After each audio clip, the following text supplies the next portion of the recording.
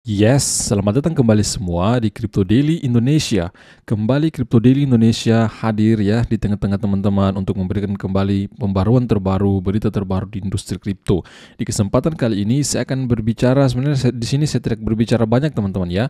Di sini saya akan tunjukkan video ya di mana Ketua Bapepti menjelaskan ya bentuk daripada exchange kripto nasional ini, dan di sana juga ada ketua dari Aspekrindo atau Asosiasi Pedagang Aset Kripto Indonesia, itu Pak Teguh. Teman-teman semua ketuanya di sana berbicara tentang bentuk dari exchange nasional Indonesia ini. Maka dari itu teman-teman silahkan pantau video ini. Nah sebelum itu, sebelum kita mulai video ini ya, baiknya teman-teman semua tinggalkan jejak Anda, smash tombol like, subscribe bagi yang belum subscribe YouTube channel Crypto Daily Indonesia, agar teman-teman selalu mendapatkan berita terbaru harian dari kami melalui YouTube channel Crypto Daily Indonesia, melalui Twitter Crypto Daily Indonesia pula teman-teman. Baik, saya akan tunjukkan dulu terlebih dahulu ya di sini postingan dari CEO Indodax, yaitu Pak Oscar Dermawan. Nah di sini apa yang dia katakan, ini postingan baru saja ya, beberapa jam yang lalu teman-teman. Apa yang dikatakan, peresmian CFX ya, ini merupakan Bursa Nasional Indonesia, nama dari singkatan dari exchange-nya teman-teman semua, CFX. Nah, Bursa Berjangka Kripto Indonesia, selamat kepada Pak Subani selaku Dirut CFX. Jadi Dirut daripada Exchange Nasional Indonesia yaitu Pak Subani teman-teman semua. Untuk aplikasinya atau website perdagangannya ya, exchange-nya saat ini saya belum temukan teman-teman. Mungkin akan segera datang ya, coming soon ya. Pastikan untuk pantau terus ya melalui YouTube channel Crypto Daily Indonesia, melalui Twitter Crypto Daily Indonesia teman-teman semua, agar tidak ketinggalan berita tersebut. Seperti itu saya pikir ya. Baik, saya akan tunjukkan langsung ini teman-teman ya. Di sini berbicara Ketua Bapepti, kemudian juga Ketua dari Aspekrindo ya. Silakan teman-teman saksikan ya. Di sini mereka berbicara di CNBC Indonesia, agar teman-teman mengetahui berita ini. Mungkin di antara Anda tidak mengetahui berita tersebut menjelaskan bagaimana sih bentuk ya exchange kripto nasional ini. Baik teman-teman semua, saya akan tunjukkan kepada Anda. Silakan teman-teman saksikan. Menyaksikan segmen spesial Road to Take Conference bersama saya, Bramudia Prabowo. Dan kita lanjutkan kembali dialognya Pak Didit dan juga Pak Teguh. Sebetulnya agar pemirsa juga tahu begitu ya, bentuk bursa kripto ini apakah memang mirip-mirip bursa saham atau ada perbedaannya dari mana secara sistem? Pak Didit, silakan. Ya, secara garis besar ini sangat mirip dengan bursa saham, ya kan? Di sana ada Bursa Efek Indonesia, ada custody dan ada clearing kan gitu. Kami juga seperti itu, ya kan? Intinya kami memang menggunakan benchmark yang sudah ada lah, yang terkait dengan efek dan dengan keuangan gitu. Nah, hanya saja bedanya kalau di sana bicara tentang saham, surat berharga dan sebagainya, ini bicara tentang kripto, gitu kan? Barangnya kripto. Nah, tentu tinggal teknologinya lah yang berbeda, ya kan? Jadi di sini bukan berarti di sana tidak ada teknologi ya, tapi di sini ketika kita bicara kripto itu kan bicara yang kekinian, ya kan, bicara teknologi, bicara anak muda, ya kan, yang kadang-kadang inovasi itu berjalannya sangat cepat gitu. Nah, inilah yang akan membedakan dengan ekosistem di bursa keuangan gitu. Jadi tapi dari sisi governance-nya itu relatif sama. Ya, ada bursanya, ada clearingnya, ada kustodinya, selain ada pedagang dan masyarakatnya kan gitu kan. Ini yang samanya di situ, tapi bedanya bahwa ini kripto kita teknologi yang selalu terjadi baru ada pembaruan terus-menerus. Nah, ini kami yang harus pastikan bursa dan ekosistem ini mampu untuk menangani itu. Oke, berarti memang secara garis besar mirip-mirip begitu mirip, ya? Oke, memang yang diperdagangkan saja yang agak berbeda ya. Dan kalau misalnya Pak Teguh dengan tadi begitu ya, ada inovasi karena memang Pak Didit juga mengatakan nantinya akan bergerak lebih cepat karena memang isinya anak-anak muda begitu ya Pak Teguh. Nah, kalau misalnya kita melihat dengan sangat cepat ini, inovasinya juga nantinya di bursa kripto juga apakah memang akan lebih cepat masuknya atau banyak perubahan-perubahan nantinya di sana? Ya, kalau kami melihatnya menjadi hal yang positif. Karena apa? Karena Bapepti itu kan, ini sepengetahuan saya, izin nih Pak Didit, mulai dari oksigen, minyak goreng ya, sampai kemudian aset kripto gitu, ya kan. Jadi semuanya di Bapepti. Kemudian ketika memang spesifik yang bagian aset kripto pindah nih ke tempat yang lain yang memang akan fokus untuk mengelola, tentu kan akan bisa lebih mempercepat nih inovasi-inovasi yang ada. Jadi kalau kemudian kita katakan masih per hari ini kami diperbolehkan untuk memperdagangkan yang namanya fisik ya, barang fisik atau spot trading gitu, ya kita harapkan bahwa nanti akan ada nih produk-produk yang lain yang boleh diperdagangkan gitu. Seperti ya kalau kita ngomongin di industri kripto yang lain, ada staking di situ, ada kemudian kita bilang derivatif produk gitu ya, ataupun produk-produk yang lain gitu yang memungkinkan inovasi bisa berjalan di atasnya. Jadi sekali lagi bahwa kehadiran bursa, sekali lagi harapan kami itu bukan pada posisi yang melanjutkan, tetapi justru akan meningkatkan ya, akan meningkatkan tadi sekali lagi dari segi kepercayaan masyarakat, terus kemudian naik meningkatkan volume transaksi, kemudian naik lagi meningkatkan produk-produk yang boleh diperdagangkan gitu ya, dan kemudian hal-hal yang lain yang kemudian itu menjadi positif dari kehadiran bursa, Mas Bram.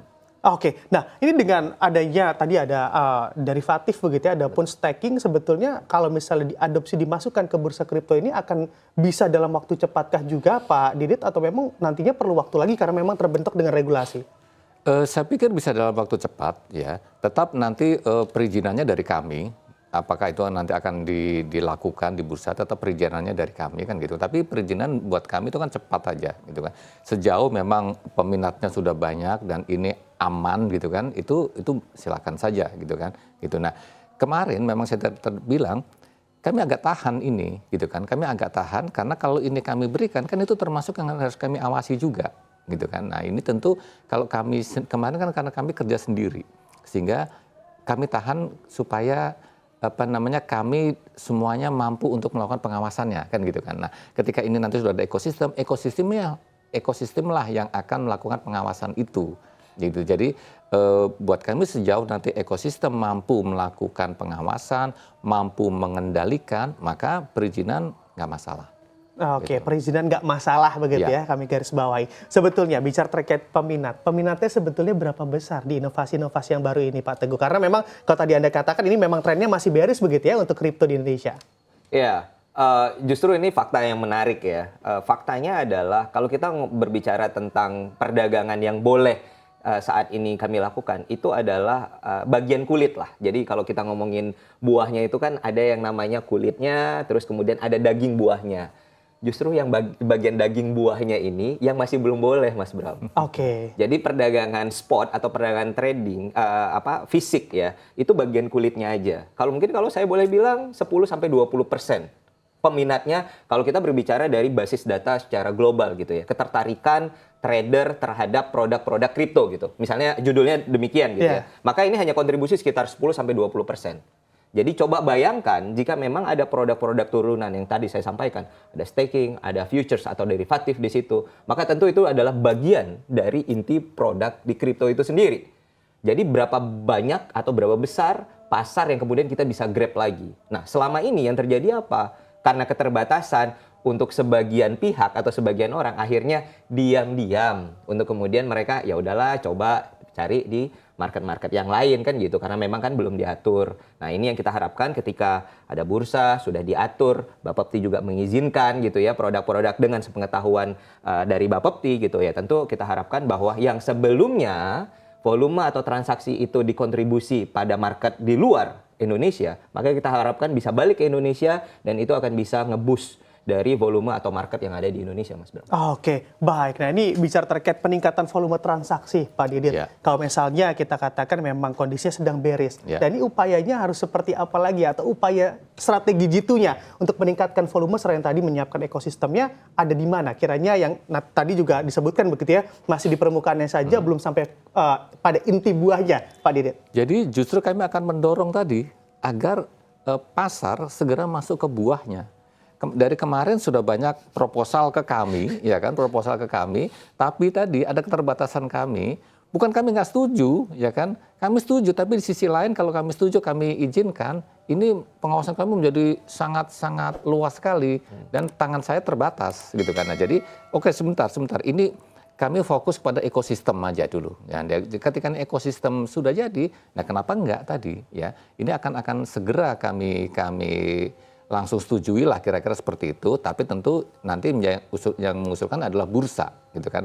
Artinya kalau bursa mengusulkan, berarti ekosistem sudah siap dengan pengendaliannya begitu. Nah, setelah itu adalah masalah bagaimana kita mensosialisasikan ini kepada masyarakat dan sebagainya. Ya, itu sudah kami lakukan sejak saya definitif menjadi Kepala Bapepti di awal tahun ini. Itu sudah sejak tahun ini Februari kemarin kita melakukan bulan literasi kripto. Nah, itu kan. Jadi kita terus menerus, pokoknya setiap hari selama bulan Februari itu kita selalu ada cerita tentang aset kripto, apapun lah itu, dan di seluruh wilayah Indonesia. Nah, ini nanti akan kita lakukan lagi kalau ini memang sudah bursa ini udah mulai agak stabil, ya kita akan lakukan lagi ya. Karena ini bursa baru berapa hari ya, baru 10 hari ya, baru 10 hari. Iyalah ini tadi kesepakatan juga masih maju mundur gitu kan. Kita harapkan 1 bulan ini ya kan, ini bursa sudah bisa mulai berjalan. Kami akan terus monitor. Nah, nanti kalau udah mulai jalan, mulai katakanlah sudah sampai ke gigi 2 gitu kan. Nah, maka kita akan dorong lagi untuk mencari yang daging-daging barunya lagi tadi. Sehingga bisa masuk gigi 3, gigi 4 gitu lah. Tapi sementara gigi 1 ya kita tunggu dulu lah sampai dia masuk gigi 2 dulu. Ya, gitu. Oke, jangan ngebut-ngebut dulu gitu ya Pak Didit ya, gigi 1 terlebih dahulu. Nah, tadi juga dikatakan ada literasi kripto yang mana juga nanti ujung-ujungnya memang untuk meningkatkan begitu ya jumlah pemain ataupun pelaku pasar kripto di bursa kripto. Nah, teman-teman semua, seperti itulah yang gambaran daripada apa yang disampaikan oleh Ketua Bapepti, kemudian juga Ketua dari Aspakrindo. Nah, bagaimana sebenarnya bentuk exchange kripto Indonesia itu ya, seperti apa yang dipaparkan tadi. Sepertinya memang ya sejauh ini seperti apa yang saya dengar, seperti apa yang saya pahami, bahwa memang tahapan awal dari exchange kripto nasional Indonesia ini, memang tahapan awal pertama itu memang tentu ya baru menerapkan namanya fitur namanya spot, teman-teman semua tentunya. Nah, apa yang dikatakan tadi oleh Ketua Bapepti, nah dia mulai gigi 1 dulu. Artinya apa? Memulai dari spot dulu, kemudian akan berkelanjutan, mungkin memasukkan produk fitur di sana, derivatif di sana, staking di sana, seperti itu teman-teman semua. Walaupun memang exchange kripto di Indonesia, setahu saya di Indodax itu tidak ada produk derivatif atau fitur, kemudian juga di toko kripto ya tidak ada juga teman-teman semua ya. Exchange kripto terbesar Indonesia itu ya, diantaranya seperti toko kripto, Indodax belum menerapkan namanya produk fitur atau derivatif ya, seperti itu teman-teman semua ya. Yang saya pahami seperti apa yang mereka katakan tadi, kurang lebih seperti itu ya. Artinya bahwa ini akan berkelanjutan. Exchange Nasional Kripto Indonesia ini kemungkinan akan mengikuti exchange besar lainnya di dunia seperti Binance, kemudian juga Bybit, Bitget, dan beberapa exchange besar lainnya teman-teman semua ya. Saya pikir seperti itu teman-teman semua berita kali ini ya. Pastikan diri Anda terlibat di tim Crypto Daily Indonesia agar selalu mendapatkan berita-berita harian melalui YouTube channel Crypto Daily Indonesia. Pastikan tinggalkan jejak Anda, subscribe YouTube channel Crypto Daily Indonesia. See you tomorrow my friend, bye-bye.